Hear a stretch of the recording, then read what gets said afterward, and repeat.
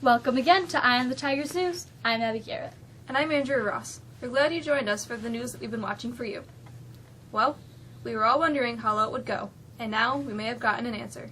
The average price of a regular gallon of gas jumped 13 cents in the past 2 weeks to a national average of $2.20, ending a sustained drop. Industry analysts said Sunday that a rebound in the price of crude oil caused the run-up at the pump. However, the price is still $1.10 below the mark a year ago on February 7, 2014. Pump prices could climb as much as a dime in the near future, unless oil prices show a significant decline. Jury selection is to begin Monday in the trial of the man accused of fatally shooting a former Navy SEAL who was depicted in the Oscar-nominated film American Sniper. More than 260 potential jurors are set to report to district court in the Texas town of Stephenville, southwest of Fort Worth. Former Marine Eddie Ray Ruth is charged with capital murder in the deaths of 38-year-old Chris Kyle and Kyle's friend, a 35-year-old Chad Littlefield, 2 years ago at a luxury resort shooting range. The trial is expected to start Wednesday. NBC News anchor Brian Williams will not be broadcasting this week after his self-imposed suspension was announced over the weekend. Williams is facing controversy after it was found that he had repeatedly told a story about being under fire during his reporting of the Iraq War in 2003. Last week it was found that the story was not true. Sam Smith, Beck, and Beyoncé were among the big winners at the 57th Annual Grammy Awards Sunday night at the Staples Center in Los Angeles. Sam Smith's prizes include the first honor of the night, Best New Artist. Taylor Swift, a former loser in the category, handed him the Gramophone Award at the ceremony, which aired on CBS. He also walked away with Best Pop Vocal Album. Another big winner of the night, Beck. He scored Best Rock Album and Album of the Year for Morning Phase, his 12th studio release.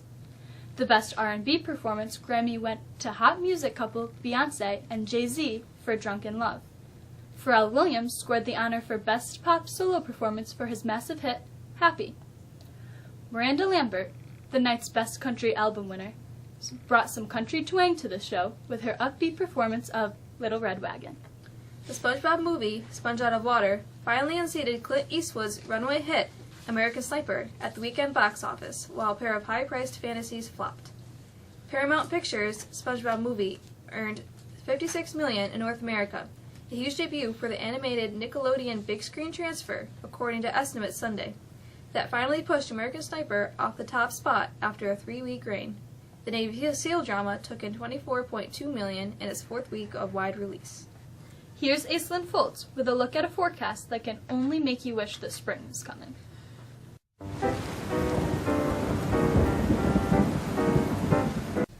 If you're a fan of the winter, you'll give this week's forecast a standing ovation. The snow we woke to this morning will gradually taper to snow showers for the rest of our Monday, before giving way to only flurries for Tuesday. Both today and tomorrow's temperatures will creep to just above 20 degrees. Wednesday will be our respite. Much more moderate temperatures, and we should even see the sun. It's on Thursday that things begin to dramatically change.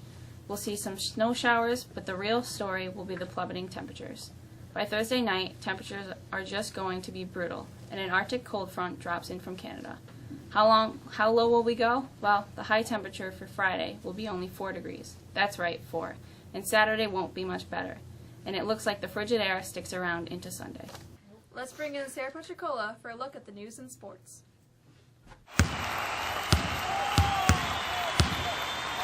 Mexico Wrestling crowned 5 Section 3 Class B champions on Saturday. Theo Powers, Austin Whitney, Trevor Allard, and Jacob Wilson were dominant in their championship bouts, while Hunter Howland battled a 3-2 win in his championship match. The team heads to the Section 3 championships next weekend. Whitney was named the most outstanding wrestler. Mexico swimmers and divers will compete in sectionals beginning with diving on Tuesday and swimming events on Thursday. Mexico is hosting the event. The weather also played havoc with the boys and girls basketball teams as they were both postponed on Friday. Both teams are playing for the playoff lives. The boys were scheduled to play at Chittenango tonight, while the girls were to host Chittenango. A snow day for the Bears will force a reschedule. The girls will now play on Tuesday at home for senior night. Playing in their first game since the university announced its self-imposed postseason ban, the Syracuse Orange played Pittsburgh right down to the wire before falling short 83-77. The Orange take on the court this Wednesday when they travel to Boston College. Pitt hosting Syracuse. First time these two have met as unranked teams since 2008, but they were playing high-level basketball early. Rakeem Christmas on the slam dunk. 'Cuse went ahead 15-8. Then it's Michael Benajay connecting from the elbow. It's good. 13 points for Benajay, 20-13 Orange. But Pitt makes its comeback. James Robinson knocks down a three-pointer. He led Pitt with 13 points at halftime. Then minutes later, it's Michael Young cleaning up the offensive glass. That tied it at 38. 'Cuse took a 2-point lead into halftime. Pitt trailing by 6 in the second, but Chris Jones dials it up from long range on consecutive possessions.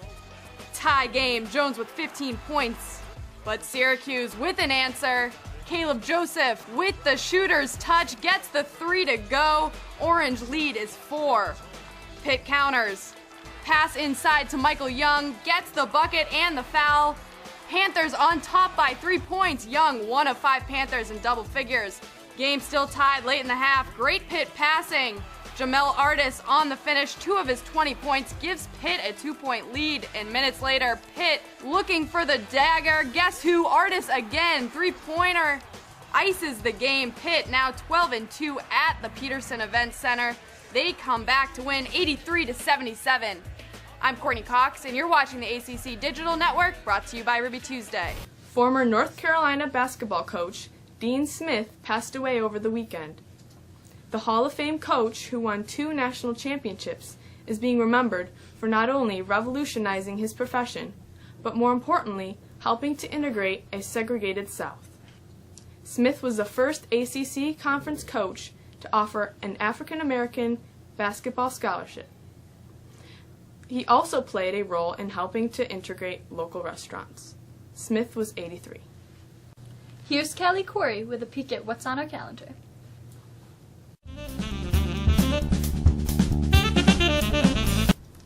A look at the calendar shows that seniors who have not ordered a cap and gown need to stop down and see Mrs. Spaulding in the main office. The French Club is conducting their annual flower sale for Valentine's Day. Red, pink, and white carnations are on sale for $2. Flowers will be delivered to your friends and loved ones the morning of February 13th with a message card. Please see a French Club member today to purchase your flowers in advance. The French Club 24th Annual Semi-Formal Dance is on Friday, February 27th from 8 to 11 p.m. featuring Jones Tones DJ. This year's theme is Moulin Rouge.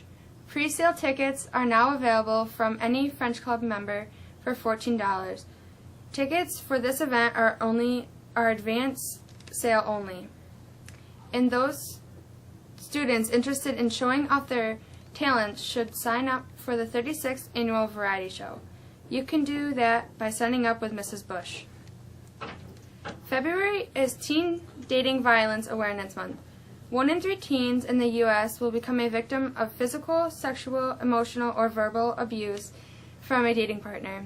Students are asked to show their support for ending dating violence by participating in tomorrow's Orange for Love campaign.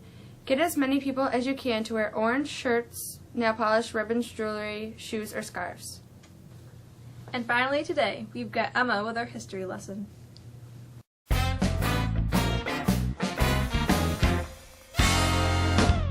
On this day in history, on February 9, 1825, the House of Representatives elected John Quincy Adams president, after no candidate received a majority of electoral votes.